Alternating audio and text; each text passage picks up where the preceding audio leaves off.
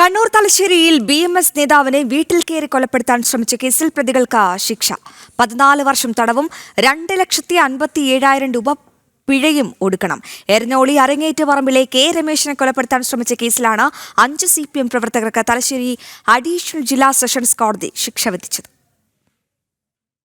CPM പ്രവർത്തകരായ എരഞ്ഞോളി കൊടക്കളം സ്വദേശികളായ PK Shibin, പറമ്പത്ത് KP Shimith, തെണ്ടൻകണ്ടി KT Jimesh, അയനിക്കാട്ട് P Vineesh, കക്കൊത്ത് Rimesh K എന്നിവർക്കാണ് ശിക്ഷ വിധിച്ചത്. തലശ്ശേരി അഡീഷണൽ ജില്ലാ സെഷൻസ് കോടതിയാണ് ശിക്ഷ വിധിച്ചത്. വിവിധ വകുപ്പുകൾ പ്രകാരം 14 വർഷമാണ് പ്രതികൾക്ക് ശിക്ഷ.